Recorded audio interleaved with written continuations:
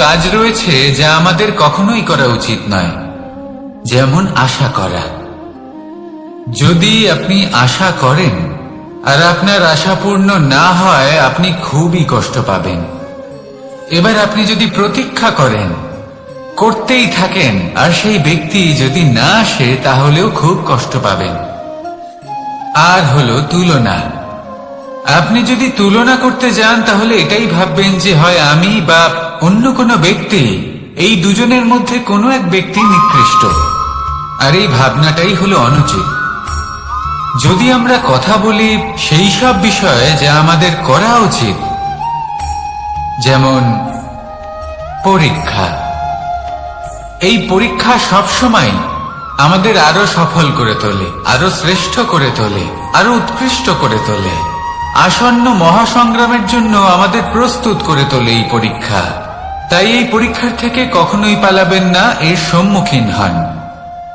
আর হলো কর্ম। কর্ম করা কখনোই বন্ধ করবেন না। তুলনা করার বদলে কর্ম করুন, প্রতীক্ষা করার বদলে কর্ম করুন, আর আশা করার বদলে কর্মই করুন। জীবন সফল হয়ে যাবে। দেখুন, সবার শেষে সত্যি বলতে এই কর্ম আর এই পরীক্ষা, এই দুই আমাদের জীবনকে সুখী করে তুলতে পারে। আসুন আর আমার সাথে ভালোবেসে বলুন, রাধা রাধা। মানুষ তার জীবনে শিক্ষা এবং প্রেম, এই দুই লাভ করে তার মাতা, পিতা এবং গুরুর কাছ থেকে। কিন্তু মানুষ সবথেকে বেশি ভালোবাসে নিজের মাতাকে, কারণ মাতা খুব নির্মল চিত্তে ভালোবাসে, শান্ত মনে আমাদের অন্তরে শক্তির সঞ্চার করে থাকেন, আমাদের উৎসাহ দেন, বলশালী করে তোলেন। ব্যাপারটা কিন্তু এমন নয় যে আমরা নিজেদের বাবা বা গুরুকে ভালোবাসি না, তাদেরকেও আমরা অত্যন্ত ভালোবাসি, শুধু ওনাদের কঠোর ব্যবহার দেখলে আমরা একটু ভয় পেয়ে যাই। এবার ওনাদের এই কঠোর ব্যবহার আমাদের ভালো না লাগলেও অত্যন্ত আবশ্যক, কারণ মাতার থেকে আমরা যে শক্তি লাভ করি তা যেন নিয়ন্ত্রণ হারিয়ে বিধ্বংসী না হয়ে ওঠে, আমরা যেন কোনো কুপথে না চলে যাই, আমরা কখনো যেন দোষ না করে ফেলি।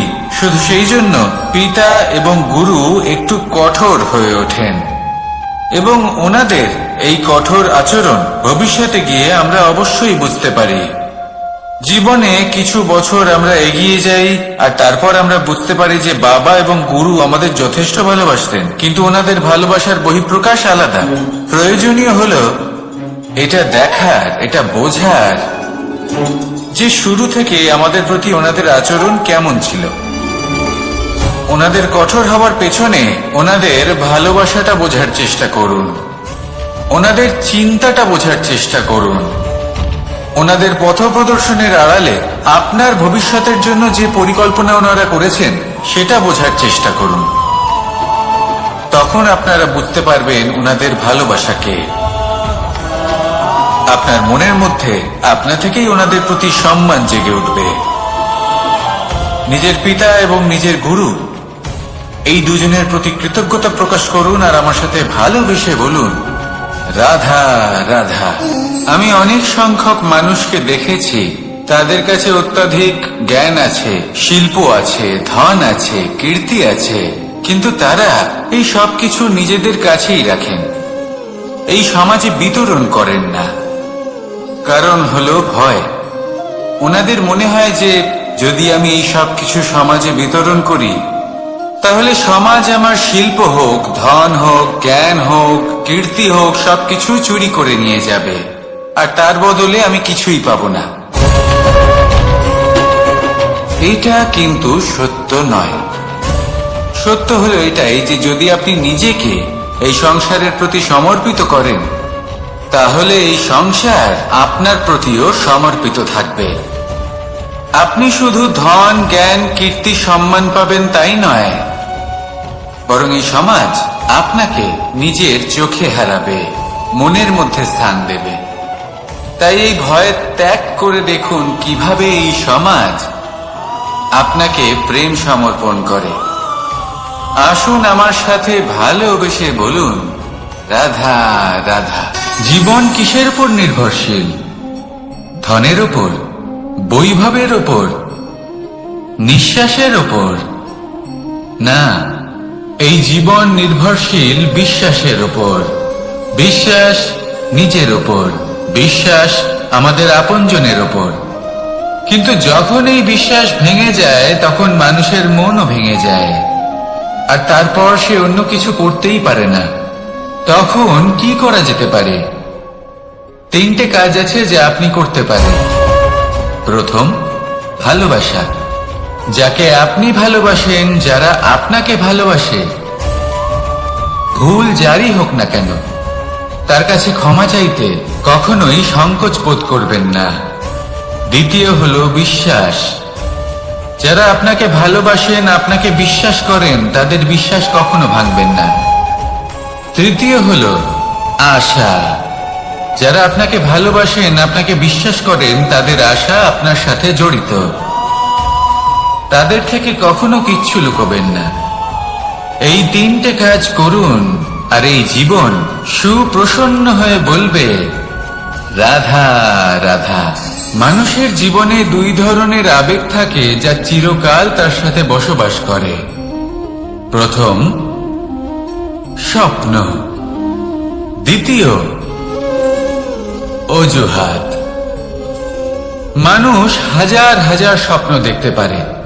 আমাকে এই কাজ করতে হবে, আমাকে ওখানে ঘুরতে যেতে হবে, আমার জীবনে এই অসম্ভব কাজ বাস্তবায়িত করে দেখাতে হবে, আদি ইত্যাদি। এবার ঠিক যেমন স্বপ্ন দেখেন, সেইভাবে অজুহাতও খুঁজে নিয়ে আসেন। আমি এই স্বপ্ন পূরণ করতে পারলাম না, কারণ আমাকে কেউ সাহায্যই করলো না, কারণ আমি দুর্বল হয়ে পড়েছিলাম, কারণ আমার কাছে সময়ই ছিল না, আদি ইত্যাদি। এবার সাফল্য এবং অসফলতার মাঝখানে এই ধরনের সংঘর্ষ হতে থাকে। সাফল্য তখন লাভ করা সম্ভব যখন আপনার স্বপ্ন আপনার অজুহাতের থেকে অনেক বড় হয়, আর অসফলতা তখন পাবেন যখন আপনার অজুহাত আপনার স্বপ্নের থেকে অনেক বড় হয়। আপনি যদি সাফল্য লাভ করতে চান, তাহলে চেষ্টা করতে থাকুন, পরিশ্রম করুন। যদি অসফল হন, তাহলে ভয়ভীত হওয়ার কোনো প্রয়োজন নেই। নিজের ভুল বুঝুন, তাকে শুধরে নিন, আবার চেষ্টা করুন। কিন্তু যদি নিজের জীবনে অজুহাত নিয়ে আসেন, তখন স্বপ্ন কখনো পূরণ হবে না। আসুন আমার সাথে ভালোবেসে বলুন, রাধা রাধা। ভয়ের সাথে আমরা সবাই পরিচিত, কষ্ট আমরা সবাই পেয়েছি। কখনো কখনো আমরা অসুস্থ হয়ে পড়ি, আর এমন সময় হলে মাতার মমতা, কখনো বাবার স্নেহ, কখনো বন্ধুদের পাশে থাকার অনুভূতি আমাদের রোগ নিরাময়ে সাহায্য করে।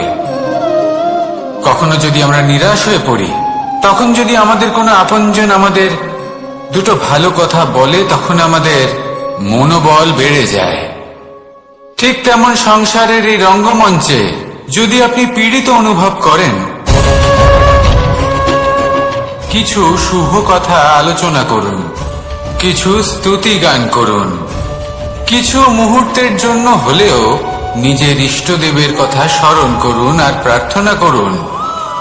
সাহস বাড়বে, শক্তিও বৃদ্ধি পাবে, এবং সামনে এগিয়ে চলার পথও দেখতে পাবেন। তখন এই মন প্রসন্ন হয়ে বলবে, রাধা রাধা। কখনো কখনো অন্ধকারের সাথে লড়াই করার জন্য আমরা প্রদীপ জ্বালাই। এতে প্রথমে সলতে রাখি, তারপর তেল ঢালি, তারপর আগুন জেলে এটা প্রজ্বলিত করি। তারপর একটা সময় আসে যখন এই প্রদীপ নিভে যায়। কারণটা কি? কারণ কি এটা যে প্রদীপের প্রকাশমান হওয়ার ক্ষমতা সমাপ্ত হয়েছে? না, এই যে আগুন আমরা দেখতে পাচ্ছি, এই আগুনের জন্য যে শক্তির প্রয়োজন হয় তা আসে এই তেল থেকে। যদি এই তেল সমাপ্ত হয়ে যায়, তাহলে এই প্রকাশ তাও সমাপ্ত হয়ে যায়। আর আমাদের জীবনে এই তেল হলো আমাদের কর্ম, আর এই আগুন আর এর দ্বারা উৎপন্ন হওয়া প্রকাশ আমাদের ভাগ্য। যত আমাদের কর্ম ক্ষীণ হতে থাকবে, আমাদের ভাগ্য সৌভাগ্য কোথাও না কোথাও লুপ্ত হয়ে যাবে। যে উজ্জ্বল ভবিষ্যৎ আমরা চাইছি তা কখনো লাভ করতে পারবো না যদি কর্ম না করি। ঠিক যেমন তেল ছাড়া অগ্নি উৎপন্ন হয় না, তেমনি কর্ম ছাড়া সৌভাগ্য হয় না। আর যেমন কর্ম তেমন ভাগ্য। তাই সব সময় কর্ম করতে থাকুন, কর্ম করা থামাবেন না।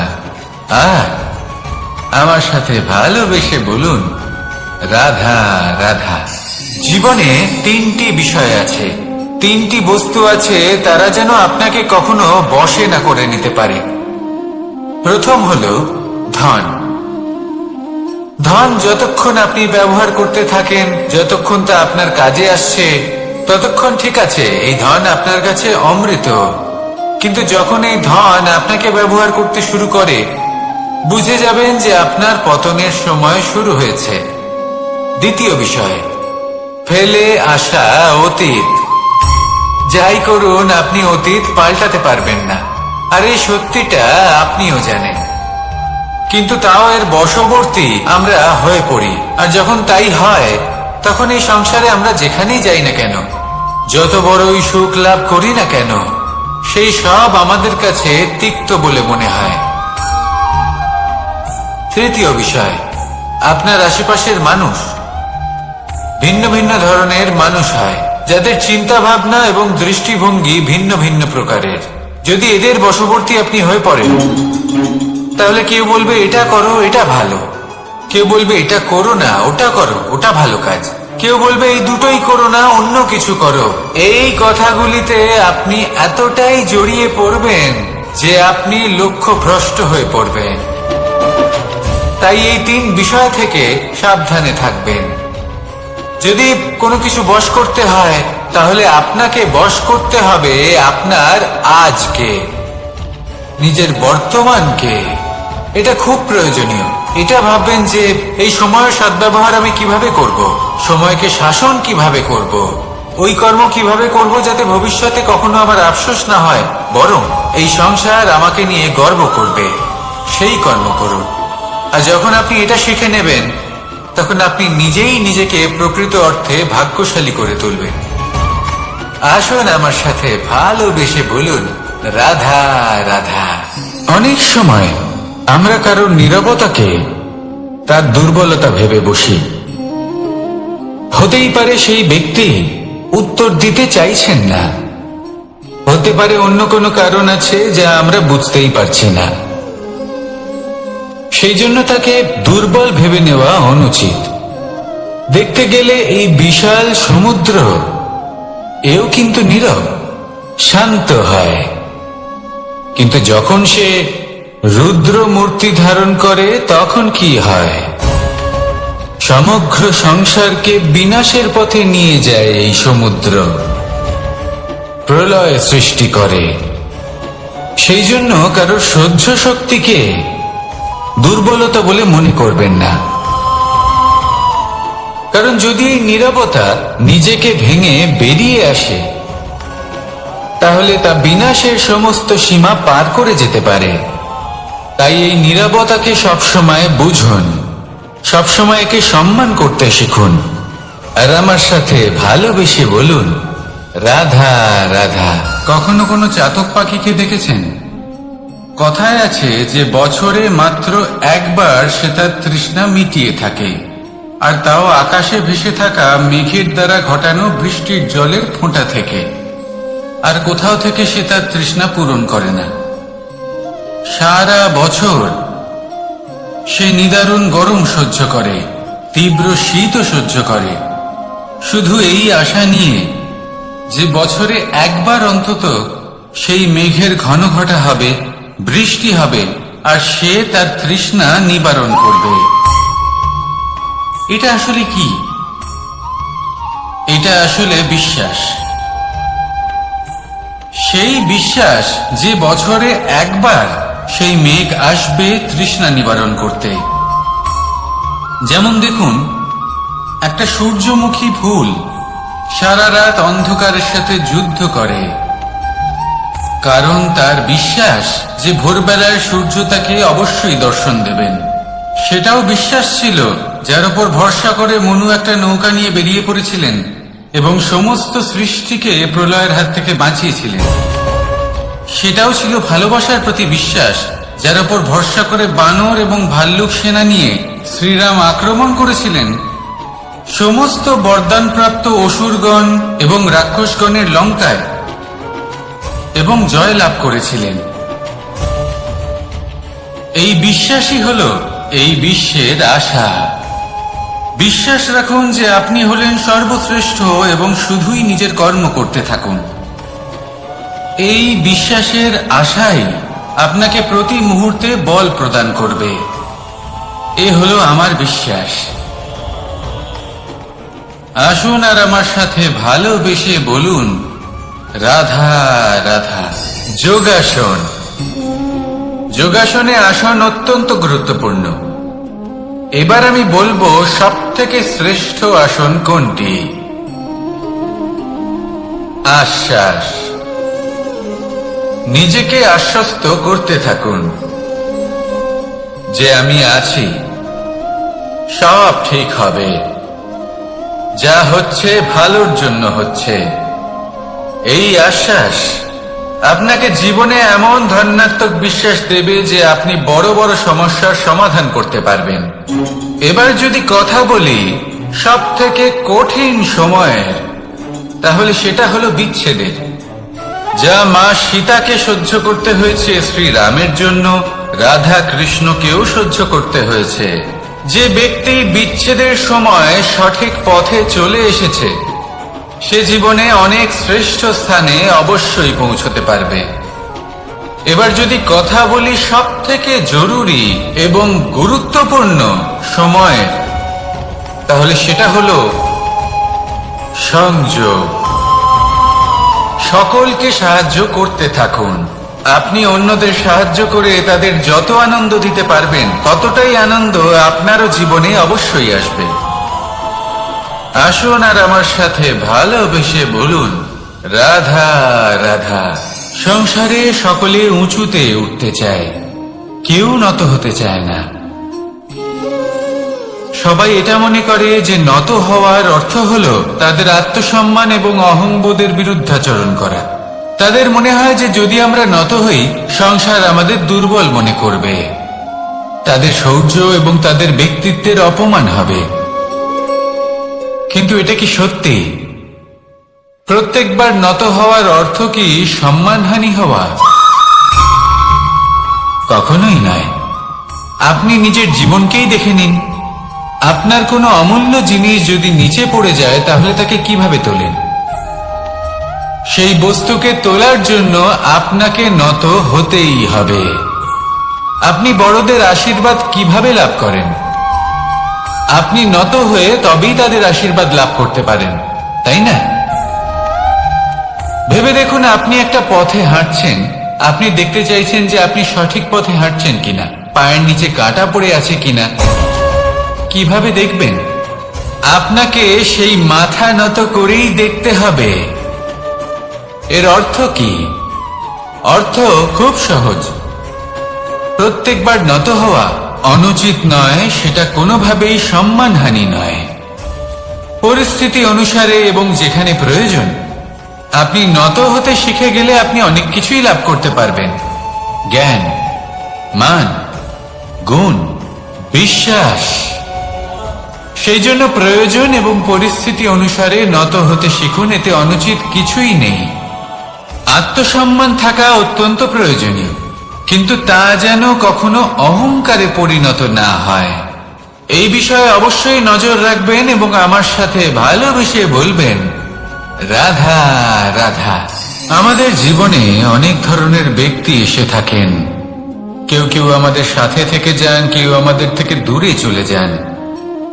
কেউ ভালো মানুষ হন, কেউ খারাপ মানুষ। কিন্তু আমরা সবসময় সেই সময়টাকে নিয়ে দুঃখ প্রকাশ করি যখন আমাদের জীবনে কোনো খারাপ ব্যক্তি প্রবেশ করেন।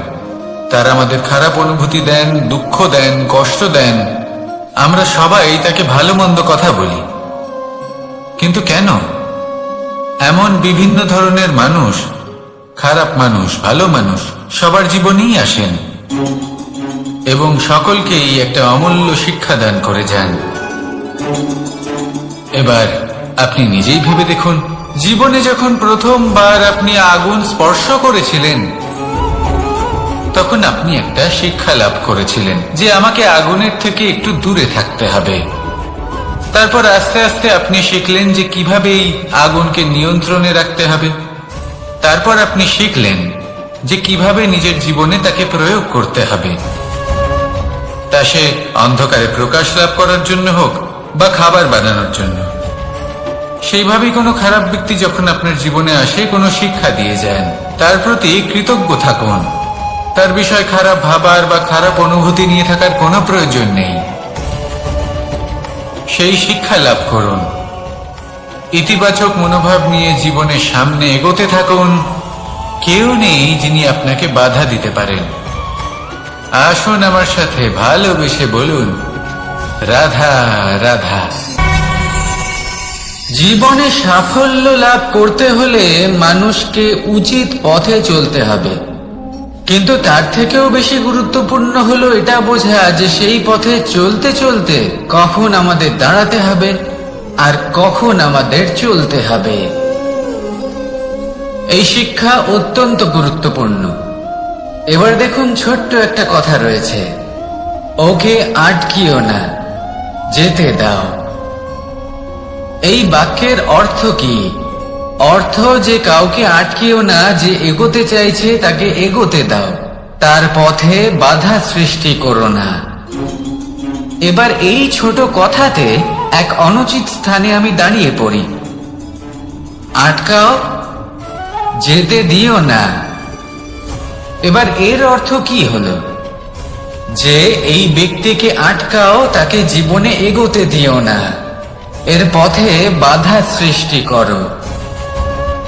এবার এই ছোট কথাতে অনুচিত স্থানে যদি আমি আটকে যাই, তবে ভাবো কত পার্থক্য হলো। এই শিক্ষা কতটা গুরুত্বপূর্ণ সেটা শিখুন, আর এই শিক্ষা আমাদের জীবনে কতটা গুরুত্বপূর্ণ হতে পারে সেইটা বুঝুন। বুঝে যান, শিখে যান জীবনে কখন সামনে এগোতে হবে আর কখন থামতে হবে। মন প্রসন্ন হয়ে বলবে, রাধা রাধা। সময় যা সবকিছুকে সমান করে দিতে পারে, যা সব থেকে বেশি শক্তিশালী, সব থেকে বড় সম্পত্তি, সব থেকে বড় শিক্ষক এবং সব থেকে বড় সুযোগ। এই সময় যখন ভালো যায় তখন তা আপনাকে আমিত্বে মত্ত করে তোলে, অহংকারে নিমজ্জিত করে দেয়। আর যখন খারাপ হয় তখন দুঃখের সাগরে নিজের প্রতি ঘৃণাবোধে নিমজ্জিত করে। তাই এই সময় যা এত শক্তিশালী এক সম্পত্তি, এত মহান একটি ধন, তাকে এমনি এমনি নষ্ট হতে দেবেন না। এই সময়ের সাথে কি করবেন, কিভাবে করবেন তা ভাবতে গিয়ে এবং করতে গিয়ে সময় নষ্ট করবেন না। যদি আপনি এই সময় নষ্ট করেন, তাহলে সময়ও নিশ্চিত করবে যে আপনার সাথে কি করা উচিত। তাই সময়ের সদ্ব্যবহার করুন আর আমার সাথে ভালোবেসে বলুন, রাধা রাধা। আপনারা সবাই একটা গাছের পাতাকে দেখুন, যতক্ষণ পর্যন্ত গাছের সাথে মানে গাছের ডালের সাথে জুড়ে থাকে সে সবুজ থাকে, বাতাসের সাথে সে নড়তে থাকে। যতক্ষণ পর্যন্ত ও সূর্য থেকে পাওয়া রশ্মির শক্তি গাছে পৌঁছে দেয় ততক্ষণ ও ডালের সাথে যুক্ত থাকে। কিন্তু যখন সেই পাতা শুকিয়ে যায় তখন তার কোনো গুরুত্ব থাকে না। সেই পাতা গাছের ডালে এবং বৃক্ষের কাছে বোঝা হয়ে থেকে যায়। এবং এমন এক সময় আসে যখন সেই ডালটি শুকনো সেই পাতাকে পরিত্যাগ করে। এটাই আমরা এই প্রকৃতিতে দেখি এবং এটাই হলো সত্য। আর এটাই আমাদের জীবনে খুব বড় একটা শিক্ষা। যদি আপনিও নিজের জীবনে নিজের আপনজনদের কাছে বোঝা স্বরূপ হয়ে দাঁড়ান, তাহলে তারা আপনাকে যতই ভালোবাসুক না কেন ওনারা যদি নাও চান তাহলেও এমন এক দিন আসবে যখন আপনার আপনজন আপনাকে পরিত্যাগ করবে। সেই জন্য সবসময় আত্মনির্ভর হয়ে ওঠার চেষ্টা করুন। নিরন্তর পরিশ্রম করতে থাকুন, কারোর ওপর বোঝা হয়ে থাকবেন না, বরং তার সাথে মিলে দায়িত্ব পালন করুন। এমনটা করবেন তাহলে আপনার সম্মানও বজায় থাকবে এবং সম্পর্কের মধ্যে আপনার মূল্যও বজায় থাকবে। আসুন আর আমার সাথে ভালোবেসে বলুন, রাধা রাধা। ঈশ্বর আসলে কে? সংসারের বেশিরভাগ মানুষের কাছে ঈশ্বর হলেন এই সংসারের রচয়িতা, পালনকর্তা। কারোর কাছে উনি জ্ঞাতা, কারোর কাছে উনি হলেন আস্থার প্রতীক, আবার কারোর জন্য শুধুমাত্র অন্ধবিশ্বাস। কিন্তু এই ঈশ্বর কি কোনো শরীর, নাকি একটা বোধ, নাকি শুধুই শ্রদ্ধা? ঈশ্বর হলেন তিনি যিনি হলেন আপনার ইষ্ট। সেই জন্যই তো গুরু, মাতা, পিতা এনাদেরও ঈশ্বরই বলা হয়েছে। যাদেরকে আমরা ঈশ্বর বলে মনে করি, যারা আমাদের ইষ্ট, তারা আমাদের একটি পথ দেখান, একটি দিকে চালিত করেন। সেই পথে চলে আপনি শুভ কর্ম করতে পারেন। আর যখন কোনো ব্যক্তি তার ঈশ্বরের আদেশ পালন করেন, তখন সে নিজে থেকেই শুভ পথে অগ্রসর হয়ে যান।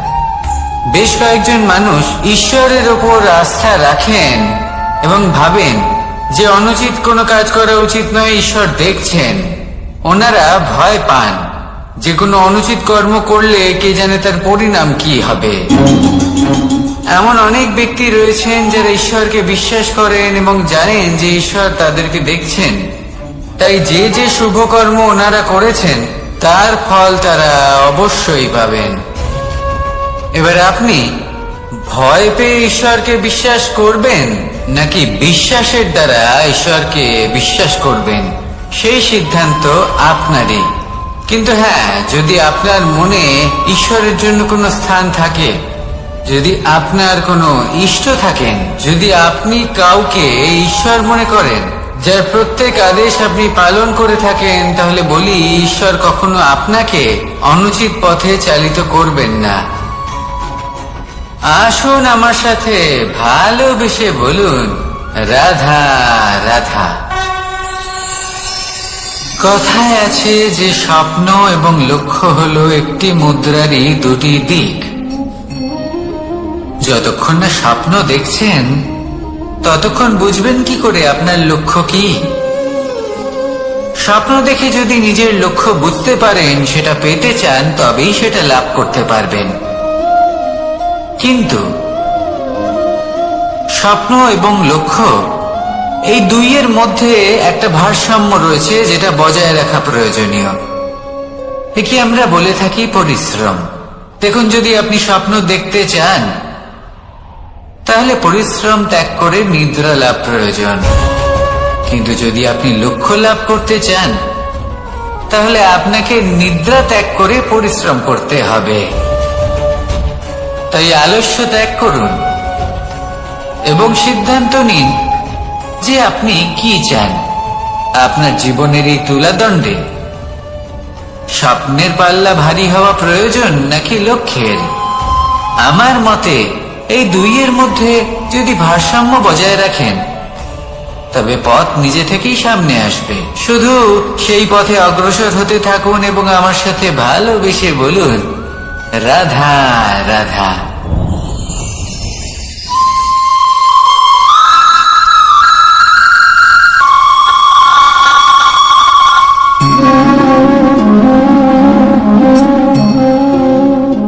মোহনের বাঁশির এই সুর, এই সঙ্গীত কার না পছন্দ হয়? সবারই খুব ভালো লাগে। এবার এই সুর আসে কোথা থেকে? কেউ বলবেন কৃষ্ণের হৃদয় থেকে। সত্য কথা, এই সুর হৃদয় থেকে নির্গত হয় এবং প্রকট হয় এই বাঁশি থেকে। এই বাঁশিটাকে দেখুন, এই ছিদ্রগুলি দেখুন, প্রত্যেকটা সুর থেকে নিজস্ব একটা স্বর নির্গত হয়। এবার যে ব্যক্তি এই সমস্ত সুর এবং স্বর বুঝতে পারেন, এতে নিপুণ, তিনি এই বাঁশির দ্বারা যে সুর নির্গত করবেন তা তো মধুর অবশ্যই হবে। এবার জীবনের সাথেও কিছুটা এরকমই ঘটে। জীবনের কিছু নীতি থাকে, অর্থ, কুটুম্ব এবং আধ্যাত্মিক। যদি জীবনের প্রত্যেকটা মুহূর্ত সুখময় হয় এরকম আপনি চান, তাহলে এই তিনটি নীতিতে আপনাকে নিপুণ হতে হবে। কোনো একটি বিশেষ নীতির প্রতি যদি আপনি বেশি ঝুঁকে পড়েন, তাহলে বাকি দুই নীতি থেকে যা সুখ লাভ করা সম্ভব তা পারবেন না। ধন অর্জন করতে হবে পরিবারের জন্য, পরিবারের সুখ মনের শান্তির জন্য, মনে শান্তির প্রয়োজন মনের শুদ্ধতার জন্য। যখন এই মন শুদ্ধ হবে, জীবন শুদ্ধ হবে, পবিত্র হবে, সুন্দর হবে এবং ভালোবেসে বলবে, রাধা রাধা। আমি রথে যাত্রা করি, তাতে বারবার পথে থামি আর দেখি যে আমি অনুচিত দিকে যাচ্ছি না তো, আমি উচিত পথেই যাচ্ছি তো। কারণটা কি? কারণ হলো যাতে আমি পথভ্রষ্ট না হয়ে যাই। জীবনযাত্রাতেও এটাই প্রয়োজন। জীবনযাত্রায় ভোগ বিলাসের পথে হারিয়ে যাওয়া খুব সহজ। বারবার থেমে আপনাকে দেখতে হবে, নিজেকে কিছু প্রশ্ন করতে হবে। আমি কি আজ সেই কর্মই করছি যেটা আমি করতে চেয়েছিলাম? আমি কি আজ সেই জীবন যাপন করছি যেমন আমি যাপন করতে চেয়েছিলাম? যদি এই প্রশ্নগুলোর উত্তর হ্যাঁ হয়, তাহলে এগোতে থাকুন, নয়তো থেমে যান এবং বিচরণ করুন। মনে রাখবেন, এই সংসার অত্যন্ত জটিল আর এতে হারিয়ে যাওয়া অত্যন্ত সরল। সেই জন্য নিজে থেকে বারবার থামা এবং জীবন চিন্তন করা অত্যন্ত আবশ্যক। তাহলে সেটাই করুন আর আমার সাথে ভালোবেসে বলুন, রাধা রাধা। এই সংসারে যখনই দুজন মানুষ একত্রিত হয়ে কোনো সমস্যার বিষয়ে আলোচনা করেন, তখন হয় সবার শেষে কোনো না কোনো সমাধান বের করেন বা কোনো না কোনো বিবাদ করেন। এই বিবাদ হলো মনুষ্য জীবনের সব থেকে বড় ঝামেলা, সব থেকে বড় সমস্যা। ভেবে দেখুন, এই বিবাদ কেন হয়? তখনই হয় যখন বার্তালাপ ঠিকমতো হয় না। আর বার্তালাপ ঠিকমতো কেন হয় না? কারণ বেশিরভাগ সময় মানুষ একটাই ভুল করে বসে। সামনের মানুষের কথা শোনেন, কিন্তু তার উত্তর দেওয়ার জন্য, তার কথার মর্ম বোঝার জন্য নয়। কিন্তু যেদিন থেকে, যে মুহূর্ত থেকে আপনি এটা শিখতে শুরু করে দেবেন যে আমি অপরের কথা শুনবো, কিন্তু সেটা বোঝার জন্য, তাকে উল্টে জবাব দেবার জন্য নয়, সেদিন থেকেই বিবাদের সমাপ্তি ঘটবে আর বার্তালাপ স্পষ্ট হয়ে যাবে। দেখুন, হয় সামনের মানুষের কথা বুঝতে শিখুন বা নিজের বক্তব্য ভালোভাবে সামনের মানুষটাকে বুঝিয়ে বলুন। বার্তালাপ নাকি বিবাদ, আপনি কোনটা চান? সিদ্ধান্ত আপনার। আসুন আর আমার সাথে ভালোবেসে বলুন, রাধা রাধা। কাম, তৃতীয় পুরুষার্থ। এবার অধিকাংশ মানুষই কাম বলতে বিলাসিতা, বাসনা, লালসা মনে করে ফেলে। আসলে এমন কিছুই নয়। কামের বাস্তবিক অর্থ কি? কামের বাস্তবিক অর্থ হল কামনা। প্রতিটা ব্যক্তি, প্রতিটা মানুষ, প্রতিটা জীব এই সংসারে কোনো না কোনো বিশেষ কারণে আসে। সেই কারণকে পূর্ণ করার জন্য কর্ম করাকে কাম বলে। এখন সেটা সবার জন্য ভিন্ন হতে পারে। কারোর কাছে সেটা জ্ঞান অর্জন করা হতে পারে, আবার কারোর কাছে নির্মাণ করা হতে পারে। কারোর জন্য পরিবারকে সঞ্চালন করা হতে পারে, আবার কারোর জন্য এই সংসার থেকে পাপ দূর করা হতে পারে। কিন্তু সবথেকে গুরুত্বপূর্ণ হলো যে মানুষ যেন নিজের কর্ম ঠিক করে করে, সম্পূর্ণ যত্ন নিয়ে করে। তৃতীয় পুরুষার্থ মানে এই কাম। এটার অনুচিত অর্থ নিজেকে বোঝানো মানেই সমগ্র জীবনকে অর্থহীন করে দেওয়া। তাই প্রেম দ্বারা আপনার এই সংসারে আসার কারণটাকে অনুসন্ধান করুন, আর এই প্রেমের সাথেই বলুন রাধা রাধা। প্রেম আড়াই অক্ষর, মাত্র আড়াই অক্ষরের এই শব্দ প্রেম, এর মধ্যে ত্রিলোকের এবং সমগ্র ব্রহ্মাণ্ডের বীজ নিহিত আছে। এমন কি আছে যা এই প্রেম করতে পারে না? যেখানে শক্তি এবং বিদ্যা প্রয়োগ করে আপনি কিছুই করতে পারবেন না, সেটাও প্রেম দ্বারা অর্জন করা সম্ভব। প্রেম চাইলে পাথরেও ফুল ফোটাতে পারে।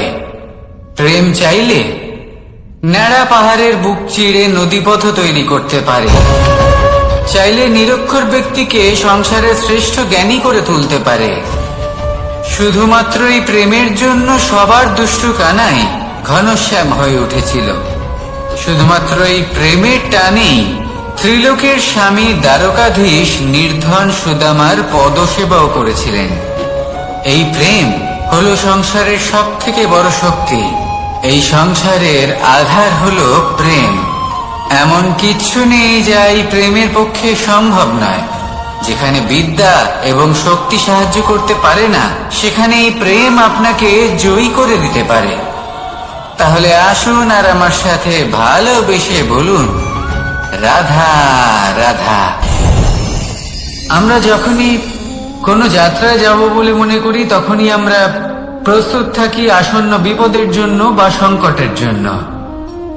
যেমন যদি আমাদের মনে হয় যে আজকের পরিবেশ খুব ঠান্ডা হবে, তাহলে আমরা গরম বস্ত্র ধারণ করি বা সেটাকে সাথে নিয়ে যাই। যদি মনে হয় যে বৃষ্টি হতে পারে বা বৃষ্টি হয়ে চলেছে, আমরা দেখছি, তাহলে আমরা একটা ছাতা সাথে নিয়ে নিই। আমরা প্রস্তুত থাকতে চাই এবং এটাই উচিত, এবং সেই কারণেই আমরা যাত্রায় সাফল্য লাভ করি। কিন্তু যদি আমরা কথা বলি জীবনযাত্রা নিয়ে, যা কিনা সব থেকে বেশি গুরুত্বপূর্ণ, তাহলে তার জন্য আমরা পূর্ণরূপে প্রস্তুত থাকি না। আশেপাশের মানুষ, এই সমাজ, আমাদের সাথী, আমাদের মিত্ররা যে কোনো মুহূর্তে বদলে যেতে পারেন। সেই জন্য আমরা নিজেদেরকে কখনো সাবধান করি না, কখনোই নিজেদের প্রস্তুত করি না। আমাদের এটা কখনোই মনে হয় না যে এরকম হতে পারে, আর সেই কারণেই শেষে গিয়ে আমরা অত্যন্ত দুঃখ পাই। একটা অমূল্য শিক্ষা আছে যেটা আমাদের লাভ করা উচিত। সতর্ক থাকা উচিত। এই জীবনযাত্রার জন্য শুধুমাত্র এই পরিবেশের বিষয়ে তথ্য সংগ্রহ করা বা তাকে অনুমান করা, এটুকু হলেই চলবে না। আমাদের আশেপাশের মানুষজনকে দেখতে হবে, তাদের স্বভাব পরিস্থিতির ওপর নজর রাখতে হবে। যখন তারা রং পাল্টাচ্ছেন, নজর রাখতে হবে। তা অত্যন্ত আবশ্যক। পরিবর্তন আপনার জীবনে অবশ্যম্ভাবী। সঠিকভাবে তার সম্মুখীন হন। আসুন আমার সাথে ভালোবেসে বলুন রাধা রাধা। আপনি এটা শুনে থাকবেন যে ছোট্ট একটা বালক, সে ঈশ্বরের প্রতিরূপ হয়। কিন্তু এমন কেন বলা হয় তা কি আপনি কখনো ভেবে দেখেছেন? আমি আপনাকে বলছি। কোন একটা ছোট্ট বালককে দেখুন, সে কি করে? সকলকে সমান চোখে দেখে। ওর মনে না কোনো ছলনা রয়েছে, না কোনো কপটতা। না অহংকার রয়েছে আর না কোনো বিষয় নিয়ে কোনো চিন্তা। সকলকে সে সমান চোখে দেখে আর নিজের মধ্যেই প্রসন্ন থাকে, সকল বিকার থেকে মুক্ত। এগুলোই তো সেই গুণ, সেই বালকের মধ্যে যা হলো ঈশ্বর স্বরূপ। এবার ভেবে দেখুন, যদি প্রত্যেকটা মানুষ এই ছোট বালকের মতো সেই সব গুণ নিজের মধ্যে জাগ্রত করে তোলে, তাহলে কি হবে? তারাও ঈশ্বর তুল্য হয়ে উঠবে। তাই আপনিও এটাই করুন, নিজের মনকে বিকার মুক্ত করুন সেই ছোট্ট বালকের মতো। মনের মধ্যে না কোনো চিন্তা রাখবেন, না মোহ, না ক্রোধ, না কোনো রকমের ছলনা বা কপটতা। সবাইকে সমান চোখে দেখুন আর নিজের মনেই প্রসন্ন থাকতে শিখুন। এই মন প্রেমময় হয়ে বলবে, রাধা রাধা। কেউ আমাকে মাখন চোর বলেন, কেউ বা আমাকে মুরলী মনোহর বলেন, কেউ আমাকে যুদ্ধ বিমুখ বলেন, কেউ বা আমাকে সুদর্শনধারী বলেন, কিন্তু আমি আসলে কে? আসুন, আজ আমি আপনাকে আমার আসল পরিচয় জানাবো। বাড়িতে সুস্বাদু মাখন থাকা সত্ত্বেও গোপীদের কাছে সুমধুর ভালোবাসাপূর্ণ বকুনি খাওয়া যে ভালোবাসে, সেই হলো কৃষ্ণ। আঙুলে সুদর্শন চক্র থাকা সত্ত্বেও যে রথের লাগাম ধরে থাকবে সেই সিদ্ধান্ত নিয়েছে, সেই হলো কৃষ্ণ। তারকার মতো অনন্য রাজমহল থাকা সত্ত্বেও সুদামার মতো সখা যার অত্যন্ত প্রিয়, সেই হলো কৃষ্ণ।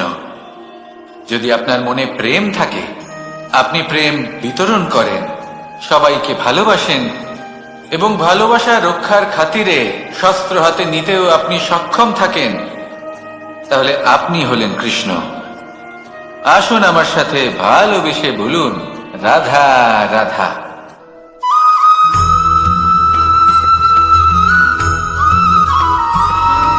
ধন, সম্পদ, ঐশ্বর্য, মানুষ হয় নিজের সৌভাগ্যের দ্বারা এগুলো লাভ করে থাকেন বা কর্মের দ্বারা। সৌভাগ্য আসলে কি? গ্রহের দশা, যা প্রত্যেক মুহূর্তে বদলাতে থাকে। কর্মের মাধ্যমে যখন আপনি ধন অর্জন করেন, তখন সেই ধন আপনার আগামী প্রজন্ম লাভ করে। সেটা হয় সে ভোগ করে বা তার জন্য তার ভোগান্তি হয়। আর এটা নির্ভর করছে আপনার কর্মের ওপরে। কি কর্ম করেছেন আপনি সেই ধনকে লাভ করার জন্য। যদি আপনি সৎ পথে চলেন, নিষ্ঠা ভরে আপনি কর্ম করে থাকেন এবং তার ফলে আপনি ধন অর্জন করে থাকেন, তাহলে আপনার আগামী প্রজন্ম সেটা ভোগ করবে, সেটা প্রয়োগ করবে নিজের বিকাশের জন্য।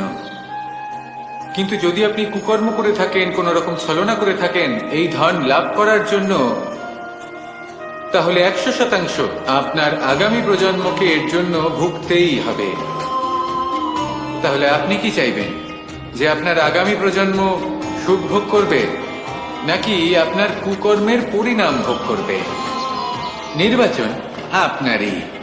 আসুন আমার সাথে ভালোবেসে বলুন, রাধা রাধা।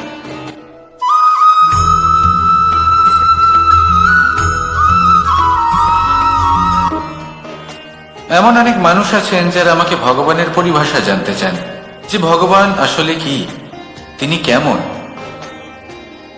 এবার দেখুন, ভগবান হোক বা আপনার স্বপ্ন হোক বা আপনার লক্ষ্য হোক না কেন, সেই লক্ষ্য তখনই পূর্ণ হয়, তখনই তাকে লাভ করা সম্ভব, যখন আপনার দৃষ্টিভঙ্গি মঙ্গলময় হয়।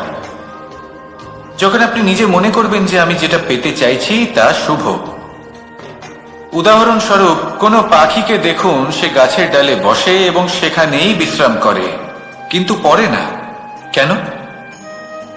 কারণ ওর বিশ্বাস যে যে শাখার উপরে ও বসে আছে সেটাই হলো ওর বাসস্থান।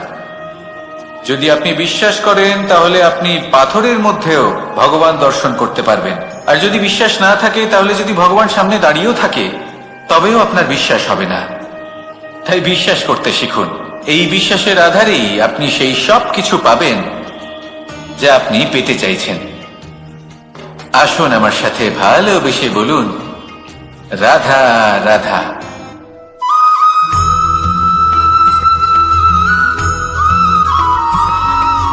মাতা পিতার মনে সবসময় এই বাসনা বাস করে যে ওনাদের সন্তানের যেন মঙ্গল হয়। নিজের সন্তানকে সেই সবকিছু দেওয়ার সবসময় চেষ্টা করতে থাকেন যেগুলো তারা নিজেরা নিজেদের জীবনে কখনো পেতে পারেননি, এবং এই প্রক্রিয়ায় সব থেকে গুরুত্বপূর্ণ বিষয়টি ভুলে যান, নিজের সন্তানকে সেই জিনিস দেওয়া যেটা উনি সব থেকে আগে পেয়েছেন। আমি ধনের কথা বলছি না, আমি বলতে চাইছি নিজের অভিজ্ঞতা দ্বারা ওনারা যে মানসিক স্থিতি লাভ করেছেন, ওনারা যে মর্যাদা লাভ করেছেন, যে শিক্ষা ওনারা লাভ করেছেন, সবার আগে নিজের সন্তানকে সেটা দেওয়া প্রয়োজন। সেটা যদি নিজের সন্তানকে দিতে পারেন তাহলে এই সন্তান জীবনে তার পথে এগোতেও পারবে, ধন অর্জন করতে পারবে এবং শক্তিশালী অনুভবও করতে পারবে। সেই জন্য সন্তানকে সবার আগে সেটা দান করুন যেটা সব থেকে বেশি মূল্যবান। সেটা দিন যেটা আপনি সবার আগে লাভ করেছেন। আসুন আমার সাথে ভালোবেসে বলুন, রাধা রাধা। কখনো কখনো আমরা খুব ব্যথিত হয়ে পড়ি। আমরা নিজেদের পরিবারের জন্য এত কিছু করি আর তারা আমাদের দেখলেই ভয়ভীত হয়ে পড়ে, আমাদের দেখলে বিরক্ত হয়। কখনো নিজেদের সন্তানকে বিকাশের পথে অগ্রসর করার জন্য আমরা তাদের উপর একটু জোর দিই যাতে তারা পরিশ্রম করে, কিন্তু সেই সন্তান আমাদের উপর বিরক্ত হয়ে পড়ে। কখনো সন্তানকে সঠিক শিক্ষা দেওয়ার জন্য আমরা তাদের কিছু সীমা নির্ধারিত করি, তখন সেই সন্তানের চোখে নিজেদের জন্য আমরা ঘৃণা দেখতে পাই। মানুষ কেন ব্যথিত হবে না? দেখুন, যখন সূচের দ্বারা আপনি বস্ত্র সেলাই করেন তখন সূচের আঘাত সেই বস্তুকে সহ্য করতে হয়, কিন্তু তাতে সেই সূচ বা আপনার উদ্দেশ্যে কোনো প্রভাব পড়া উচিত নয়, কারণ আপনি তো আপনার কর্ম করছেন আর তাও পূর্ণ নিষ্ঠা ভরে, এবং অবশেষে আপনার উদ্দেশ্য শুভ প্রমাণিত হবে। তাই কেউ বিরক্ত হচ্ছে বলে বা কারোর চোখে নিজের প্রতি ঘৃণা দেখার ভয় কখনো পিছিয়ে যাবেন না। কষ্ট না করে বিকাশ সম্ভব নয়। কর্ম করতে থাকুন, সব কিছু শুভ হবে। আসুন আমার সাথে ভালোবেসে বলুন, রাধা রাধা।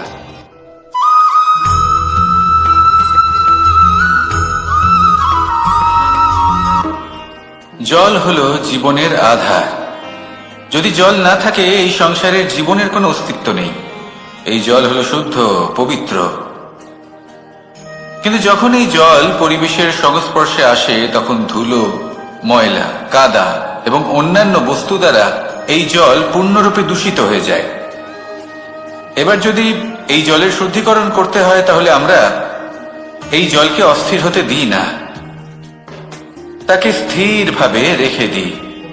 আর সেটা করলে সেই জল নিজে থেকেই সকল অশুদ্ধি ত্যাগ করে দেয়, নিজে থেকেই নিজেকে শুদ্ধ করে তোলে। এটা কিন্তু আমাদের মনের সাথেও হয়ে থাকে। এই সংসারে এত সমস্যার সম্মুখীন হয়েও কোথাও না কোথাও আমাদের এই মন মলিন হয়ে যায়, এতে নেতিবাচক ভাব জাগ্রত হয়। সেই মুহূর্তে আপনি কোনোভাবে রাগ করবেন না, মন খারাপ করবেন না, তাড়াতাড়ি কোনো সিদ্ধান্ত নেবেন না, কোনো প্রতিক্রিয়া দেবেন না। শুধু নিজের এই মনকে শান্ত করে রাখবেন, শান্ত মনে দিন যাপন করবেন। যদি এটা করেন তাহলে আপনি নিজে থেকেই বুঝতে পারবেন যে কি কি অশুভ ভাব আপনার মধ্যে জাগ্রত হয়েছে আর কি কি শুভ চেতনা আপনাকে জাগ্রত করতে হবে।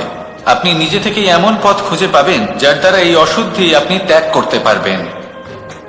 আসুন আমার সাথে ভালোবেসে বলুন, রাধা রাধা।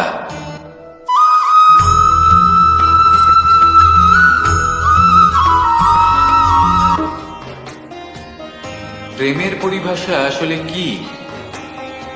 ভিন্ন ভিন্ন ধরনের ব্যক্তি, ভিন্ন ভিন্ন ধরনের প্রেমী, আলোচক বিভিন্ন ধরনের পরিভাষা প্রদান করেন এই প্রেম নিয়ে।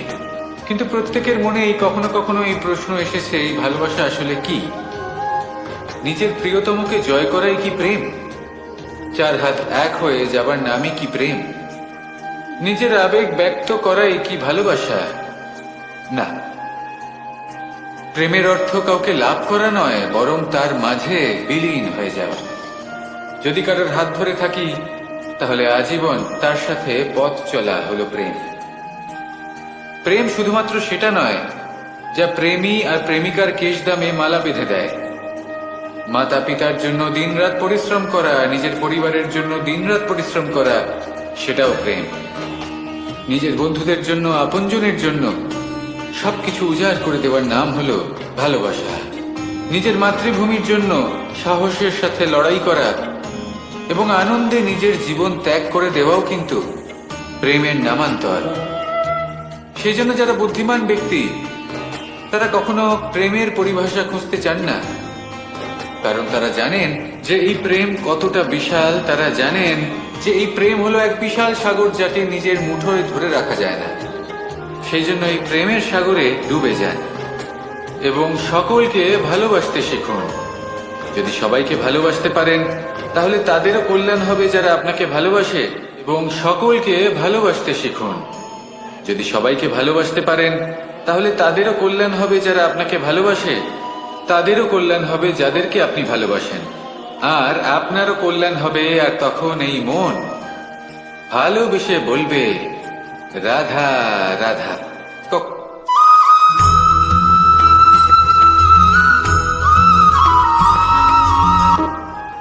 যদি আপনি নিজের জীবনে প্রকৃত বন্ধু নির্বাচন করতে চান তাহলে তার আগে দর্পণ আর ছায়া এই দুইয়ের বিশেষত্বর বিষয়ে জানাটা অত্যন্ত প্রয়োজনীয়।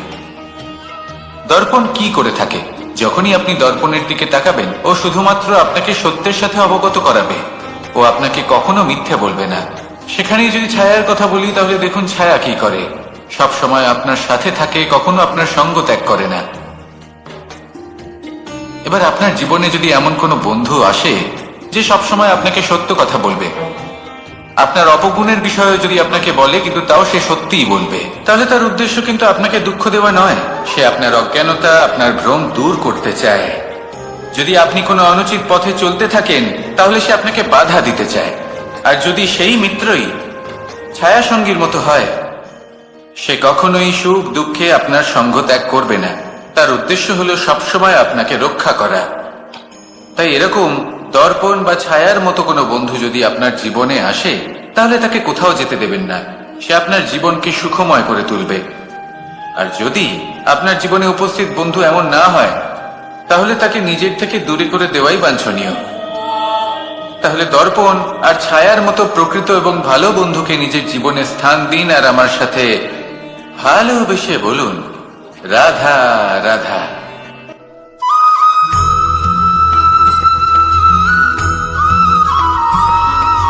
কোনো এই প্রশ্ন আসতে পারে যে ইমারত কেন নির্মাণ করা হয়, কেন উৎসব পালন করা হয়, কেন মানুষ নিজেদের জন্মদিন পালন করেন, কেন দোল, বিজয়া দশমী, রাখি, দীপাবলির মতো উৎসব পালন করা হয়।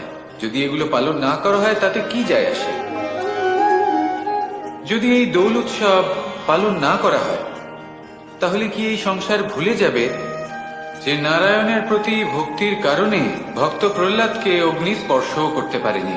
যদি বিজয়া দশমী পালন না করা হয় তাহলে কি এই সংসার ভুলে যাবে যে এই দিনে শ্রীরাম রাবণকে বধ করেছিলেন? যদি আমরা দীপাবলির এই উৎসব পালন না করি তাহলে কি এই সংসার এটা ভুলে যাবে যে অযোধ্যাতে অমাবস্যার এমন এক রাত এসেছিল যে রাত্রে অযোধ্যা পূর্ণিমার থেকে বেশি উজ্জ্বল হয়ে উঠেছিল? যদি এই রাখি উৎসব পালন না করা হয় তাহলে কি এই সংসারের ভাই এবং বোনেরা একে অপরের প্রতি ভালোবাসা কি সেটা ভুলে যাবে? বিষয়টা ভুলে যাওয়ার নয়, বিষয়টা হলো মনে রাখার। যখন জীবনে আমরা কোনো একটা স্থানে পৌঁছই, উপলব্ধিগুলোর উৎসব পালন করি, যাতে সেই মুহূর্তে আমরা সকলের মধ্যে আনন্দ ছড়াই এবং মানুষ সেই মুহূর্তটা মনে রাখেন। এই স্মৃতিগুলোই মানুষের মধ্যে বিশ্বাসের জন্ম দেয়। এই বিশ্বাস যে আগামী যেদিন আসছে তাতে আরো আনন্দের সম্ভাবনা রয়েছে। ভালোবাসার এই উৎসব, ভালোবাসার এই পার্বণ, এটা মানুষের মনে বিশ্বাসের জন্ম দেয় যে প্রত্যেক যুগে কেউ না কেউ এসেছে এবং পরবর্তীতেও আসবে। তাহলে আসুন আমরা ডুবে যাই আমার লীলার এই প্রেম যাত্রায় এবং ভালোবাসার এমন একটা উৎসব পালন করা যাক যা এই সংসার যুগ যুগ পর্যন্ত মনে রাখবে। তাহলে আসুন আর আমার সাথে ভালোবেসে বলুন, রাধা রাধা।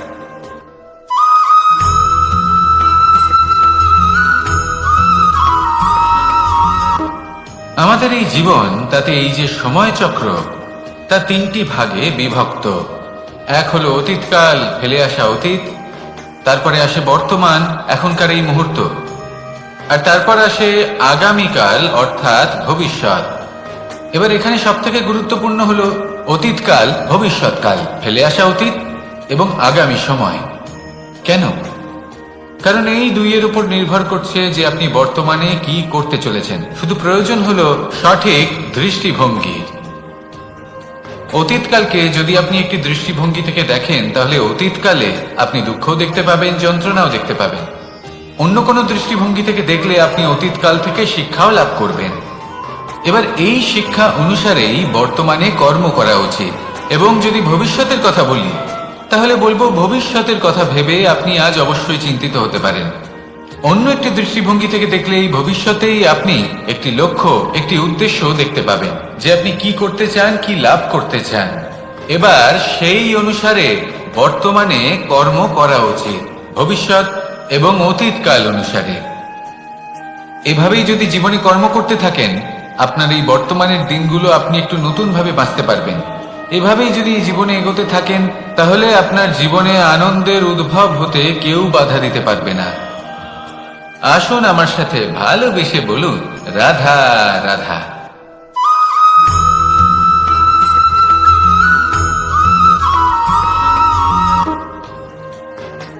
সমুদ্র মন্থনের সময় দুই ধরনের রত্ন লাভ করা হয়েছিল।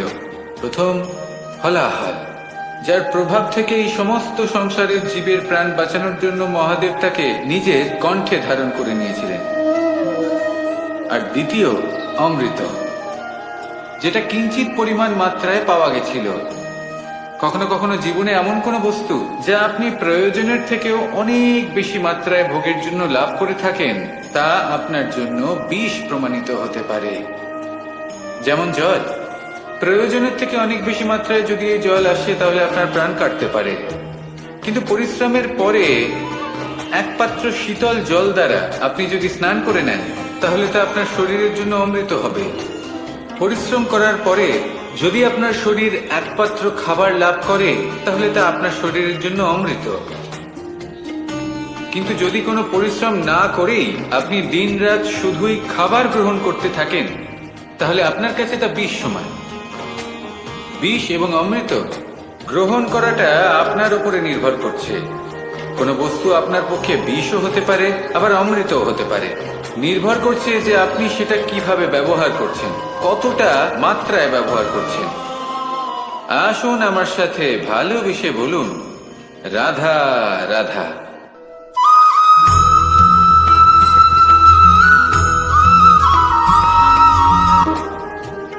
সুখ, দুঃখ, মৃত্যু, মহামারী, এগুলো কখনো বলে আসে না, আবার জিজ্ঞাসা করেও আসে না।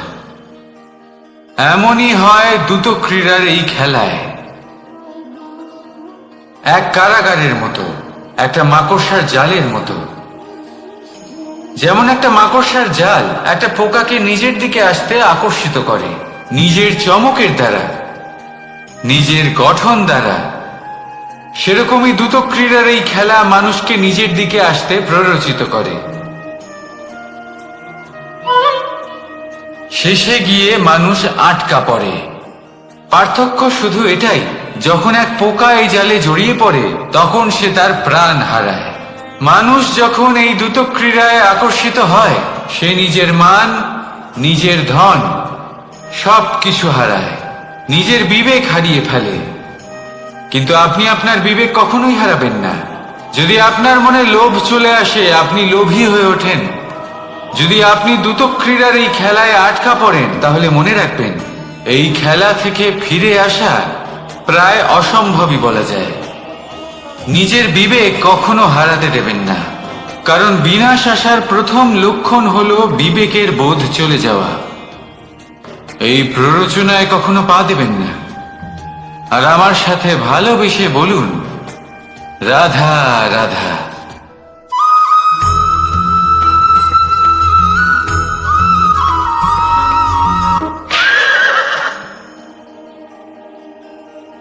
প্রেম।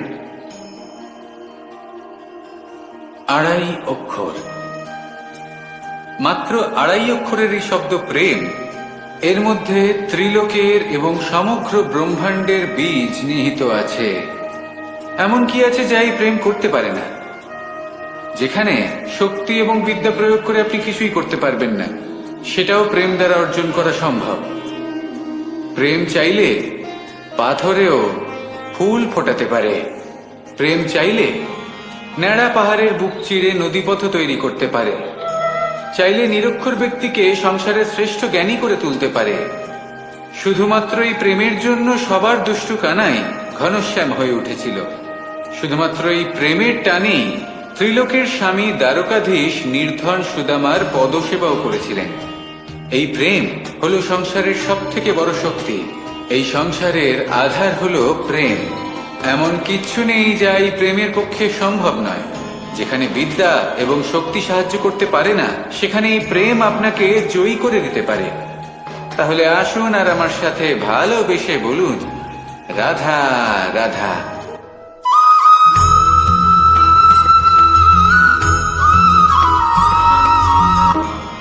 বরদান এবং অভিশাপ, এই দুই হলো একই মুদ্রার দুটি পিঠ। এই বরদান আমরা অনেক কারণে পেতে পারি। কখনো নিজের পরিশ্রমের কারণে, কখনো নিজের তপস্যার কারণে, কখনো আমাদের পূর্বপুরুষদের কর্ম ও তপস্যার কারণে। কিন্তু এই বরদান কতক্ষণ বরদান থাকবে তা আমরা নিশ্চিত করতে পারি না। তা সুনিশ্চিত করে শুধুমাত্র আমাদের কর্ম। যদি আপনাকে উদাহরণ দিই, আপনি রেশমের কীট দেখেছেন? ও বরদান পেয়েছে যে ও নিজের সুরক্ষার জন্য খোলস বানাতে পারে। এবারও তাতে এত মত্ত হয়ে যায় যে এমন এক আবরণ বানিয়ে ফেলে যাতে সে নিজেই আবদ্ধ হয়ে চাপা পড়ে মরে যায়। এটার তাৎপর্য কি? তাৎপর্য খুবই সরল। গর্ব করা খুবই ভালো, কিন্তু অহংকার করা কখনোই উচিত নয়। যদি অহংকার মনের মধ্যে প্রবেশ করে, তাহলে এই বরদান অভিশাপে পরিণত হতে সময় লাগে না। আর যদি কর্মশ্রেষ্ঠ হয়, তাহলে অভিশাপ ও বরদানে পরিণত হয়। তাহলে আসুন শ্রেষ্ঠ কর্ম করুন আর আমার সাথে ভালোবেসে বলুন, রাধা রাধা।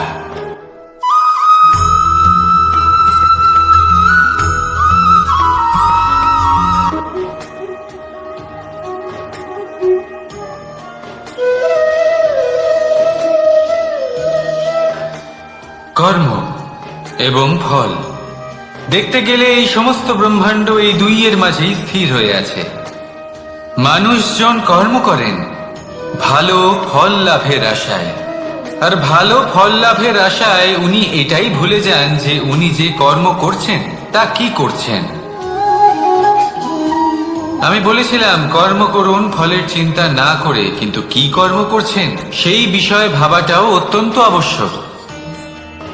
নয়তো অনেক সময় আমরা এমন কর্ম করে ফেলি যা না চাইতেও বিষে পরিণত হয়। যা হয়েছে দুঃশাসনের সাথে, দুর্যোধনের সাথে, গুরু দ্রোণের সাথে। একজনের মানসিকতা উচিত ছিল না, একজনের বিবেক উচিত ছিল না, আরেকজন যে পক্ষ নির্বাচন করেছিলেন সেই পক্ষ উচিত ছিল না। আর যা কিছু ওনাদের সাথে হলো, আপনার আমার আমাদের সকলের সাথে তা হতে পারে। আমি বলেছিলাম কর্ম করুন, ফলের চিন্তা করবেন না, কিন্তু এই কর্মের বিষয়ে বিচার করে দেখাটাও ততটাই আবশ্যক। দেখুন, কর্ম করার উচিত প্রক্রিয়া ফলের চিন্তা না করা, কিন্তু যদি আপনার কর্ম শুভ হয় তাহলে তার ফলও নিয়তি আপনাকেই দেবে। সর্বদা কর্ম করার সময় এটা ভাবুন যে আপনার এই কর্ম এই সংসারকে, এই সমাজকে, আপনার পরিবারকে, আপনার আশেপাশের মানুষজনকে কোন দিশায় নিয়ে যাবে। যদি এটা সবার জন্য মঙ্গলময় হয় তাহলে কর্ম করতে থাকুন। আর হ্যাঁ, নিশ্চিত রূপে ফলের চিন্তা করবেন না। আসুন আমার সাথে ভালোবেসে বলুন, রাধা রাধা।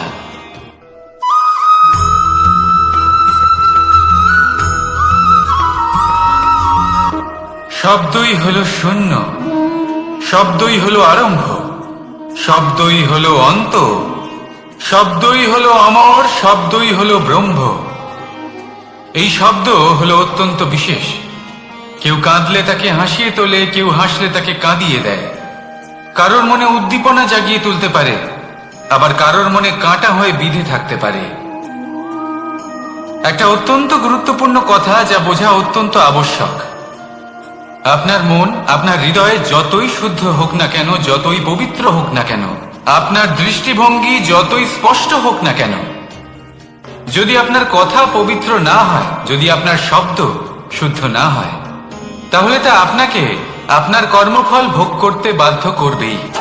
একটা সহজ উদাহরণ দিই। আপনার জীবনে এমন কেউ অবশ্যই থাকবেন যাকে আপনি পছন্দ করেন না, যিনি হয়তো অধর্মী মানুষ, যিনি হয়তো দুর্বুদ্ধি সম্পন্ন মানুষ, কিন্তু তার জন্য অপশব্দ প্রয়োগ করলে তার মধ্যে কোনো পরিবর্তন আসবে না, তার মানসিকতা বদলাবে না, শুধু মনে প্রতিশোধ স্পৃহা জেগে উঠবে, মনে হিংসা জাগবে, আর কিচ্ছু নয়।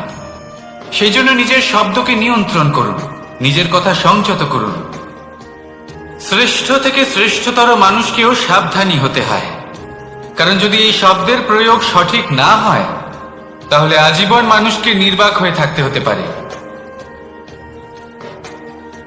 তাহলে নিজের শব্দ নিয়ন্ত্রিত রাখুন, নিজের কথাকে শুভ করুন, এতে প্রেমবোধ জাগিয়ে তুলুন, আর সেই প্রেমবোধ নিয়েই বলুন, রাধা রাধা।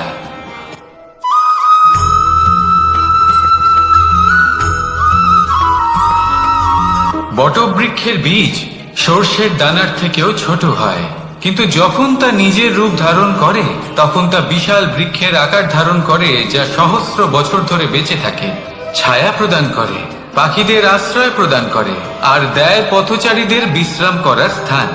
কেন? কারণ সেই ছোট বীজ তা মাটির ভেতরে গিয়ে নিজের খোলস ত্যাগ করে। অন্ধকারে থাকে সে, যতই আলো আসুক না কেন, যতই বর্ষা আসুক না কেন, সব সহ্য করে। আর তারপরে একটা চারা গাছ অঙ্কুরিত হয়, তারপর ধীর গতিতে একটা বিশাল বৃক্ষতে পরিণত হয়।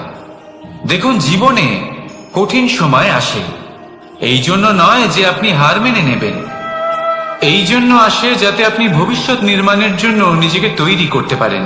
যদি কঠিন সময়ে আপনি ওই বীজের মতো দৃঢ় হয়ে থাকতে পারেন, তাহলে আপনিও একদিন সেই বিশাল বৃক্ষের মতো নিজের অস্তিত্ব গড়ে তুলতে পারবেন, যা সহস্র বছর পর্যন্ত মনে রাখা হবে। আসুন আমার সাথে ভালোবেসে বলুন, রাধা রাধা।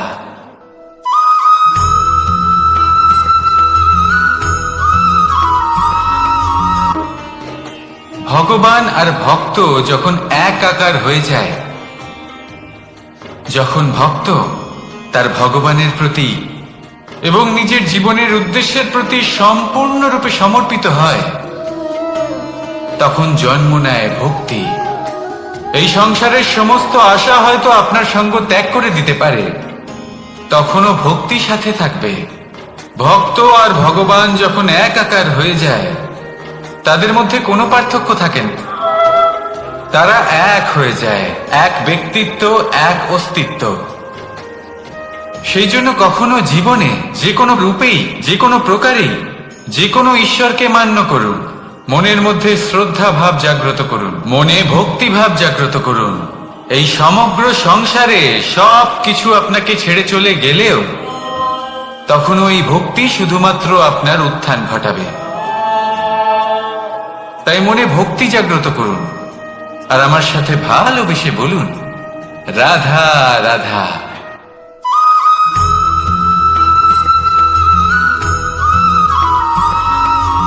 বটবৃক্ষের বীজ সর্ষের দানার থেকেও ছোট হয়, কিন্তু যখন তা নিজের রূপ ধারণ করে, তখন তা বিশাল বৃক্ষের আকার ধারণ করে, যা সহস্র বছর ধরে বেঁচে থাকে, ছায়া প্রদান করে, পাখিদের আশ্রয় প্রদান করে, আর দেয় পথচারীদের বিশ্রাম করার স্থান। কেন? কারণ সেই ছোট বীজ তা মাটির ভেতরে গিয়ে নিজের খোলস ত্যাগ করে। অন্ধকারে থাকে সে, যতই আলো আসুক না কেন, যতই বর্ষা আসুক না কেন, সব সহ্য করে। আর তারপরে একটা চারা গাছ অঙ্কুরিত হয়, তারপর ধীর গতিতে একটা বিশাল বৃক্ষতে পরিণত হয়। দেখুন, জীবনে কঠিন সময় আসে, এই জন্য নয় যে আপনি হার মেনে নেবেন, এই জন্য আসে যাতে আপনি ভবিষ্যৎ নির্মাণের জন্য নিজেকে তৈরি করতে পারেন। যদি কঠিন সময়ে আপনি ওই বীজের মতো দৃঢ় হয়ে থাকতে পারেন, তাহলে আপনিও একদিন সেই বিশাল বৃক্ষের মতো নিজের অস্তিত্ব গড়ে তুলতে পারবেন, যা সহস্র বছর পর্যন্ত মনে রাখা হবে। আসুন আমার সাথে ভালোবেসে বলুন, রাধা রাধা।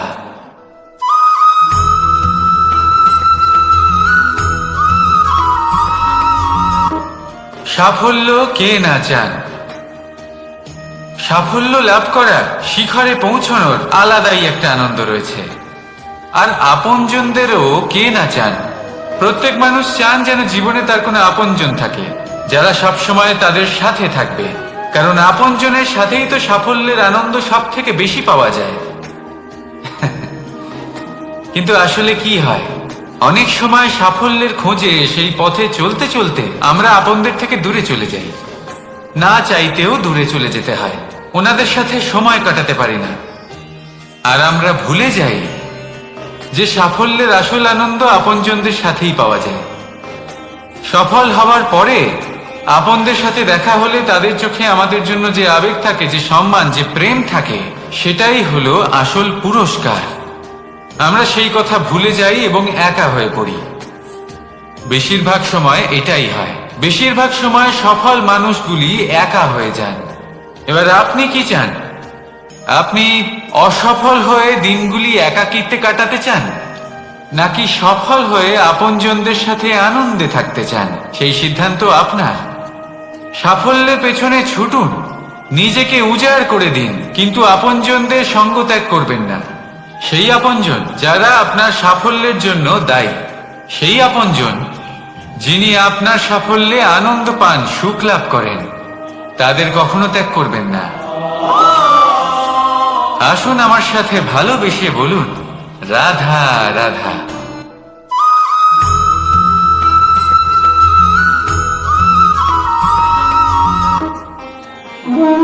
এই ব্রহ্মাণ্ড কত বৃহৎ, তাই না? যার সম্মুখে এই পৃথিবীকেও একটা বিন্দুর মতো মনে হয়। আর এই পৃথিবীতে আমরা কে হই, আমাদের আকার কি রকম, আমাদের অস্তিত্বই বা কি? যখন আমরা এভাবে ভাবি তখন মনে হয় আমরা কিছুই নই। তা আমরা যখন কিছুই নই, তাহলে আমরা এত চিন্তা করি কেন? কি ভেবে ভয় পাই? কাকেই বা এত ভয় পাই? কে আমাদের মারতে পারে আর কেই বা আমাদের জন্ম দেবে? আত্মার আসলে না কখনো জন্ম হয় আর না কখনো মৃত্যু। আত্মা শুধুই শরীর বদল করে। আপনি, আমি, আমরা সকলে এই শরীর নয়, আমরা হলাম আত্মা, যা হলো পরম আত্মার পরম অঙ্গ। সেই জন্য মনে রাখবেন, বাইরের কোথাও দেখবেন না, নিজের অন্তরের গভীরে গিয়ে দেখুন, আত্মাকে উপলব্ধি করতে শিখুন। ক্লেশ, ভয়, চিন্তা, এই সব কিছুর থেকে নিজেকে দূরে রাখুন, তাহলেই উপলব্ধি করতে পারবেন পরমাত্মাকে। তাহলে আসুন আমার সাথে ভালোবেসে বলুন, রাধা রাধা।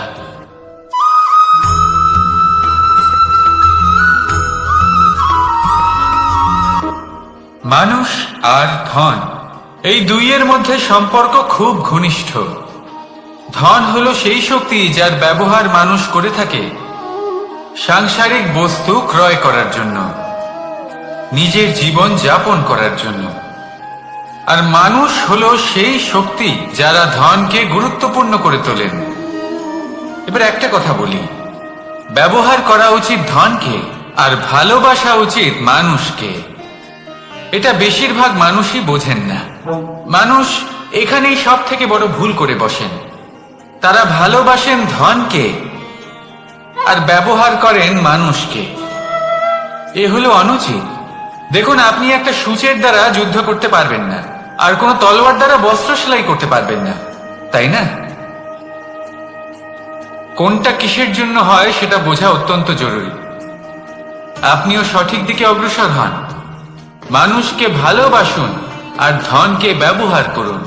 যদি আপনি মানুষকে ব্যবহার করেন, তাহলে আপনি ভালোবেসে ফেলবেন ধনকে।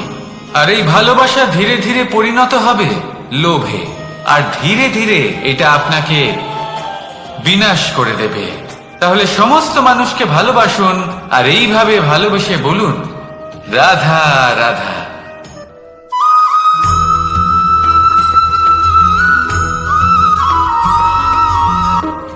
পরিবর্তন এই সংসারের শাশ্বত নিয়ম। কোন রাজা নেই যিনি চিরকাল রাজা থাকেন, কোন ধনী ব্যক্তি নেই যিনি চিরকাল ধনী থাকবেন। এই সংসারে সূর্যের স্থান নেওয়ার জন্য চন্দ্রিমার আগমন ঘটে। কোন স্থান যাকে পতিত বলা হয়েছিল সেখানে মহল তৈরি হয়েছে। কোন স্থান যাকে আজ মলিন বলা হয়েছে কাল সেখানে মন্দিরও স্থাপন হতে পারে।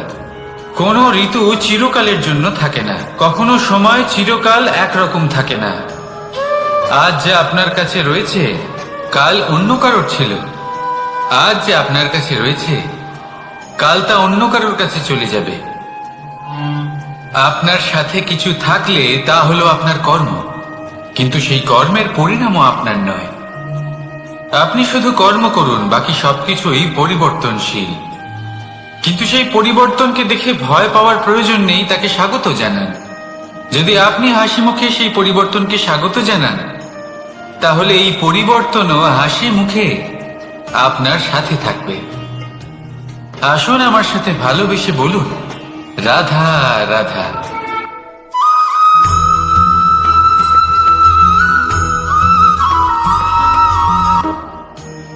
বল, শক্তি, পরাক্রম এই সংসারের বিকাশের মূল।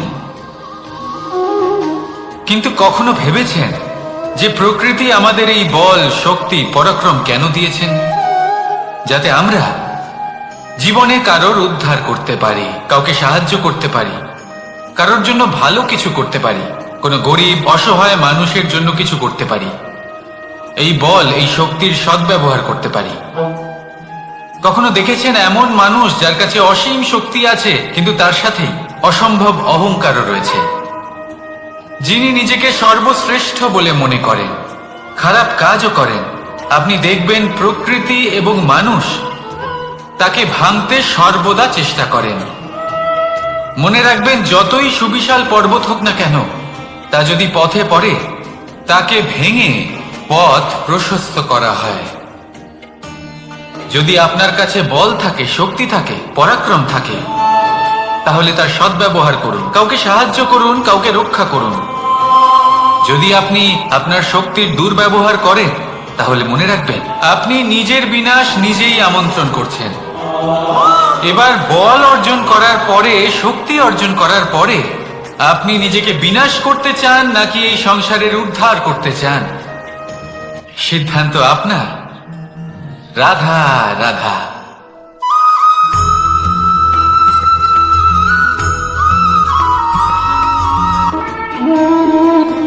সময়, এই সময় আসলে কি?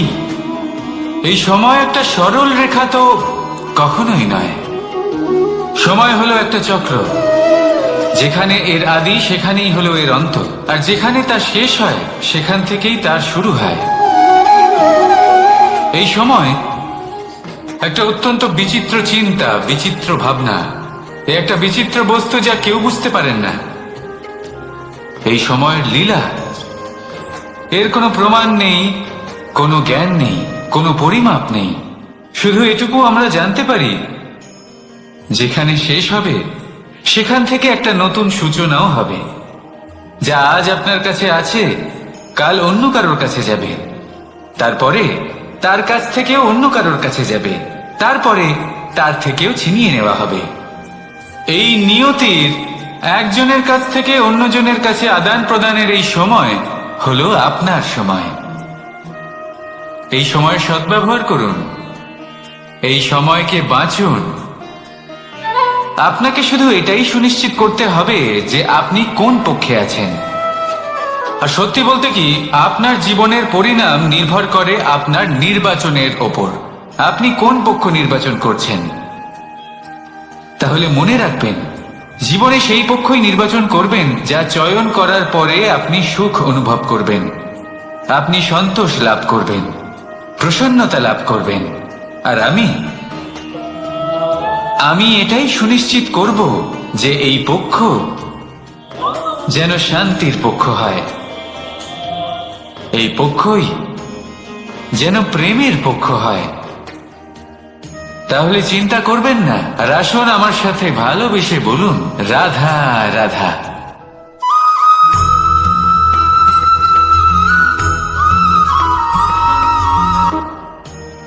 বল, শক্তি, পরাক্রম এই সংসারের বিকাশের মূল।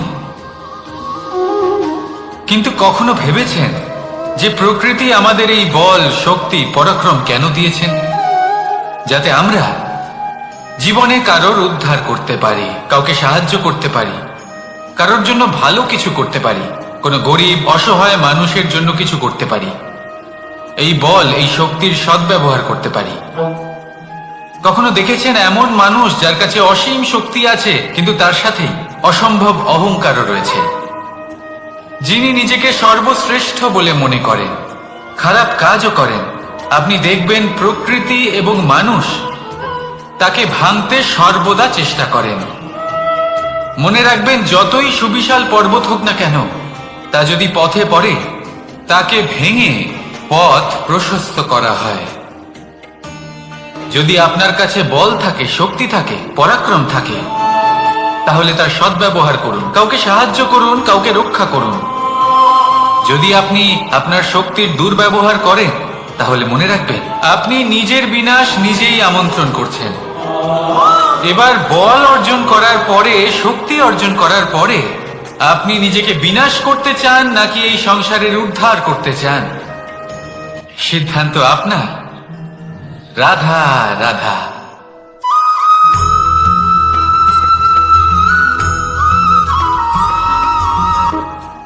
দৃষ্টি আর দৃষ্টিভঙ্গি, এই সমগ্র লীলা হলো এই দুইয়ের। বিচিত্র হতে পারে, কিন্তু এটাই সত্যি। এবার আপনাকে একটা উদাহরণ দিয়ে বোঝাই।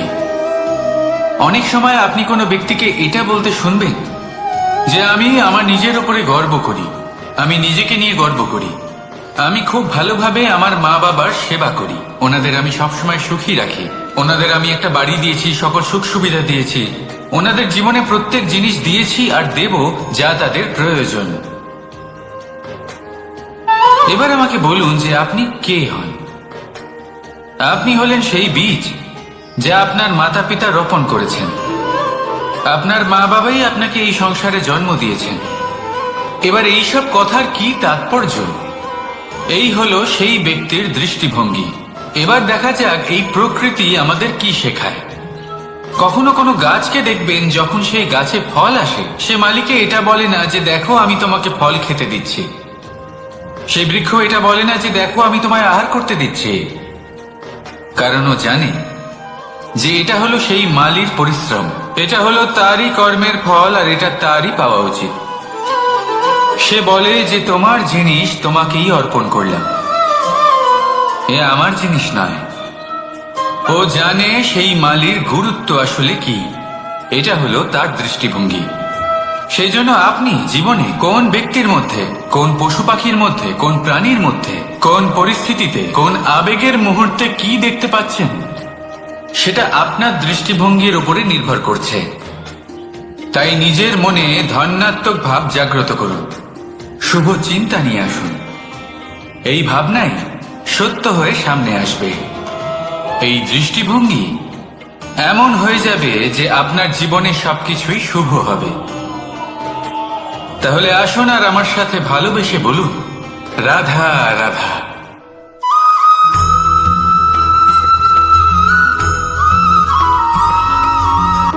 আপনি কি কখনো জলকে নিজের মুঠোতে ধরে রাখার চেষ্টা করেছেন?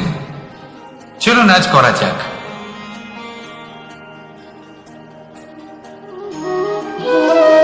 যদি আপনি নিজের মুঠো জোরে বন্ধ করেন, জল ধরে রাখতে পারবেন না। যদি আপনি তাকে এমনি বইতে দেন, তাহলে ও নিজের পথ নিজেই করে নেবে, আর আপনার হাতেও থেকে যাবে। আমাদের জীবনও হলো কিছুটা এরকম, জলের মতো। নিজের পথ নিজেই করে নেয় এই জীবন। প্রত্যেক সমস্যার সমাধান নিজেই করে নেয় এই জীবন। তাই জীবনে যখন কোনো পরিস্থিতি আমাদের প্রতিকূল হয়ে থাকে, কিছুই হয়তো আমরা বুঝতে পারছি না, কিছুই যখন বসে থাকে না, তখন আমরা হতাশ হয়ে পড়ি, নিরাশ হয়ে পড়ি। আর এটাই করা উচিত নয়। শান্ত মনে দেখতে হবে যে এই জীবনে আসলে কি ঘটে চলেছে। কষ্ট সবাই ভোগ করেন। কষ্ট পেলে কেউ রেগে যান, রেগে গিয়ে পরাক্রম দেখান। এটাই তো করা উচিত নয়।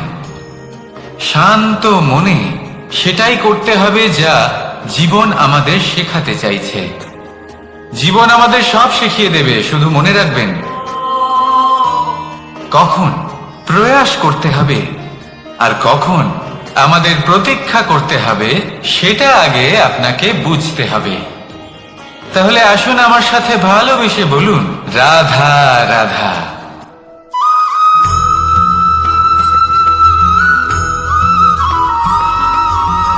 প্রতিশোধ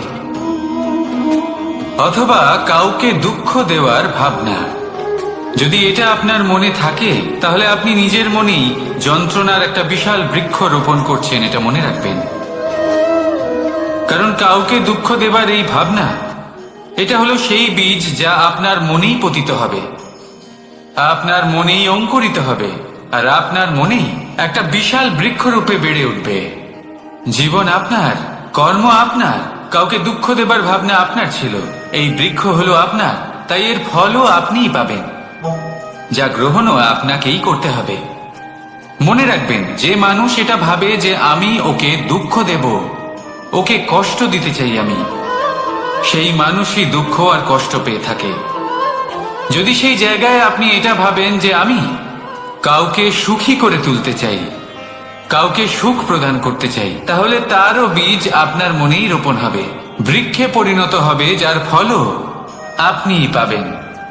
এখানে বিষয়টা হলো শুধু মানসিকতার চিন্তা, যা সত্য হয়ে আপনার সামনে আসে। তাহলে এই মানসিকতা শুভ করুন, সবার জন্য মঙ্গল কামনা করুন। অন্যের মনে আপনার জন্য ভালো চিন্তা থাকুক বা না থাকুক, আপনি সবার জন্য শুভ চিন্তা করে কর্ম করতে থাকুন, তাহলে আপনার সাথেও ভালোই হবে। তাহলে আসুন আর আমার সাথে ভালোবেসে বলুন, রাধা রাধা।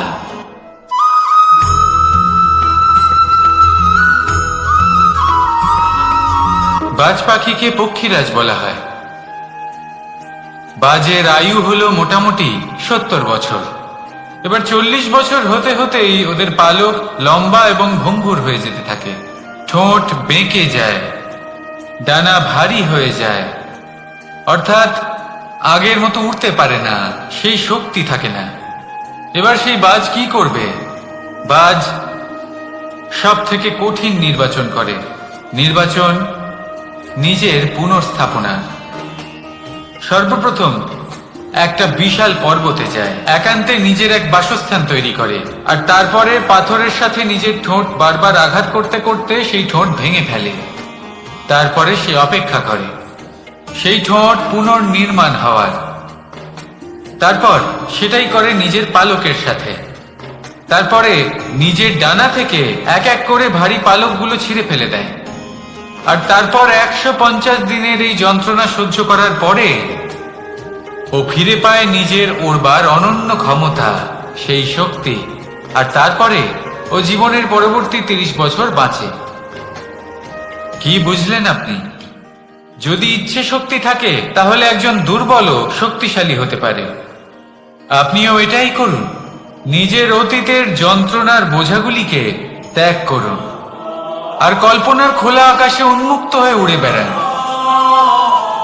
নিজের পুনর্স্থাপনা করুন, তবেই সর্বশ্রেষ্ঠ হতে পারবেন। আর মনে রাখবেন, এই ছোট ছোট পদক্ষেপই বড় বড় শিখরে পৌঁছে দিতে পারে। তাহলে আসুন আর আমার সাথে ভালোবেসে বলুন, রাধা রাধা।